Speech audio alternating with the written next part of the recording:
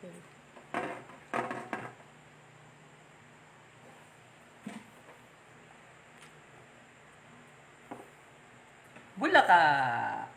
Bakit may gayat na? Anyway, magandang gabi sa ating mga kababayan. Kamusta po kayo? Welcome back sa vlog ni Myong. Dito lang po yan sa Marinduque News Network. Mga kapamilya, mga kababayan, mga kamuryon, mga kalalawigan, kung hindi pa kayo nakaka-subscribe sa YouTube channel ng Marinduque News, pumaroon lang po kayo sa YouTube, youtube.com/Marinduque News, o kaya naman ay sa aming Facebook, facebook.com/Marinduque News. Ako po si DJ Myong at kita ay live ngayon dito sa aming bahay.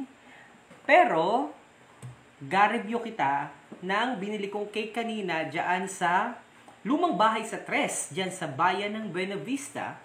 Nabalitaan ko na masarap daw ang cake dyan. Kaya naman, bumili ako kanina at talaga namang masarap nga ni. Bago ako sumalang dito sa ating live vlog, ay tinikman ko na muna para maalaman ko talaga kung talagang masarap. Kaya makikita nyo dyan, may bawas na. At meron ng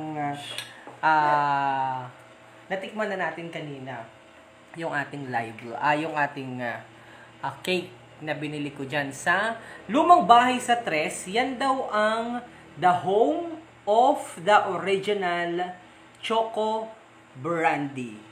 Matatagpuan yan dyan sa Barangay Tres, bayan ng Buena Vista. Nakakatuwa naman dahil ay talagang naunlad na ang bayan ng Buena Vista. May mga ganyan ng mga pagkain, may mga restaurant na pwede nyong bilhan.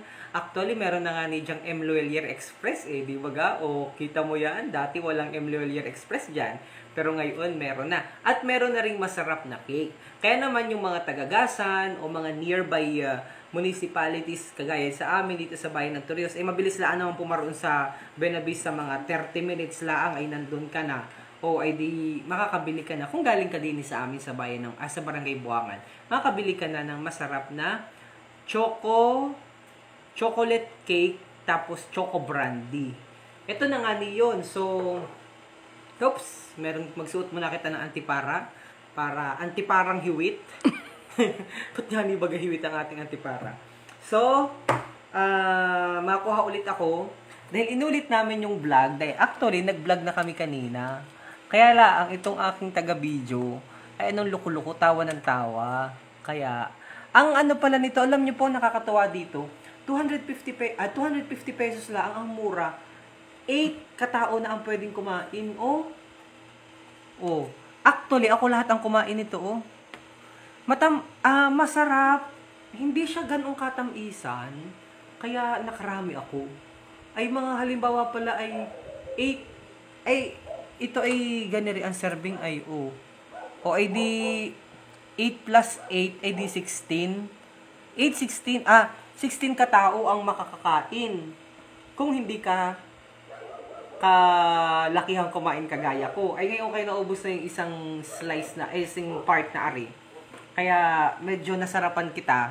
Kaya makuha kita ulit ng isa pa para apakita ko sa inyo talaga na ako ang kumain ng ating cake na nilagay dito. Tingnan mo, ang dumi na nga nung ating plato.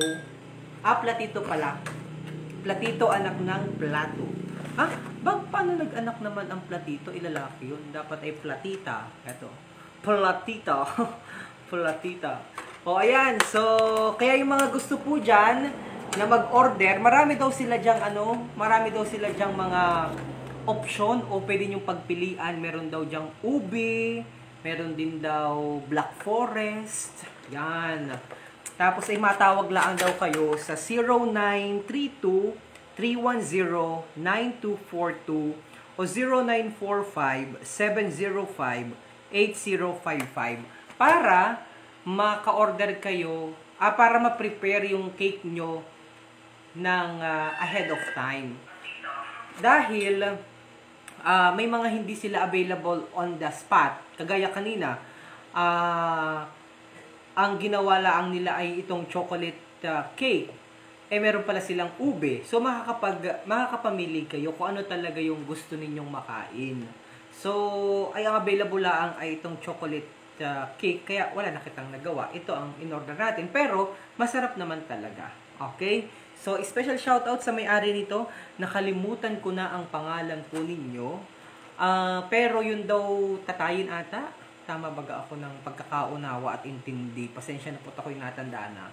Ay kakilala daw si Kuya Jerry Hamilia, ang ating tourism officer ng Provincial Tourism Office. So, actually, yung kanilang bahay, yung lumang bahay na kung saan inagawa itong mga cake na ere, ay napakaganda.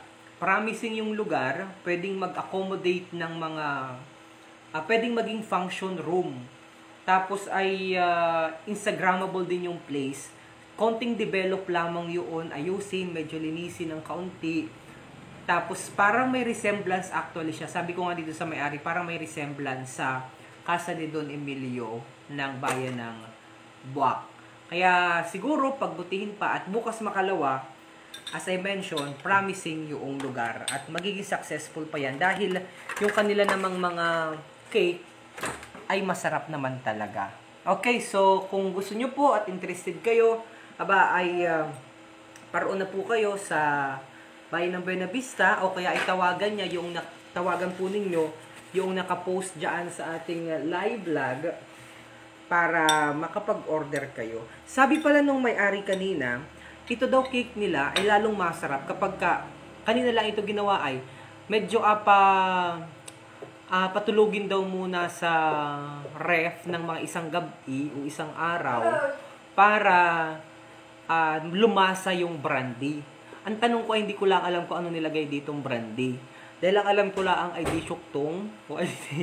Kung yung nilagay dito ay di yanong sarap lalo. Joke lang po yun. Ako nagabubulan lang. Alam nyo naman po ako yung lehitimong bulaan. Pero ito po hindi talaga ako nagabubulan dito. Yan, sarap talaga. Okay. May mga nanonood kita dyan, mga kababayan kita, Joy. So, special shoutout po sa inyo. Akin na, take over ko muna. Ay! Wala man din. Ba't hindi nalabas sa mga pangalan? Okay, wala eh. Oh. Yan ang cake nila? Hindi nalabas eh. Hindi ko alam. Ba't hindi nalabas nga ni mga nagpa-shoutout? May nagpa-shoutout po baga? Ates daw nga natin ay. Oh. Parang walang nanunood nga ni ano. O mahina ang signal. Kaya hindi nalabas. Oh, kaya isa ba? Okay. So, that said, mga kababayan, ako'y gapaalam na mula dito sa aming tahanan, dito sa bayan ng Torrijos. Magandang gabi po sa inyong lahat. Mag-ingat po kayo permi. At lagi po kayo mag-subscribe sa aming YouTube channel sa www.youtube.com/marinduquenews at sa aming official Facebook account na facebook.com/marinduquenews. Malos, pakita ka sa kanila, dali. Ito yung aso ko, ito pala yung bilot ko na matagal na nakita nyo dati sa mga vlog namin. Ang laki na ngayon, oh, si Tita Mayda. Tita Mayda, oh. Tita Mayda, ang bilot mo yan, nung laki na. Si Malos ang pangalan nito. Si Malos, na kulay puti. Yan, nung laki na. Yan, bigat. Oh, hala. Oops. Okay. God bless na mga kababayan. Oh, pakita ka sa kanila, Malos. Saan kaya merong Japanese Spitz? Dahil ari pag malapit nang magpa-asawa, ay hindi namin alam kung kanina pasawahan. At kaya naghahanap ako.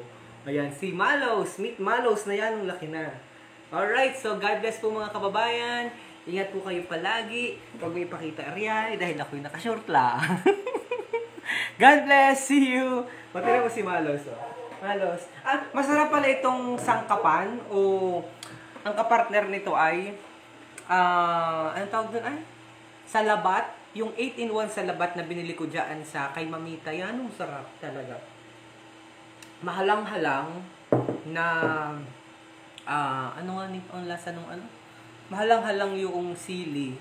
Tapos ay matamis-tamis. Ay, talagang yan ang sarap. Oh, siya!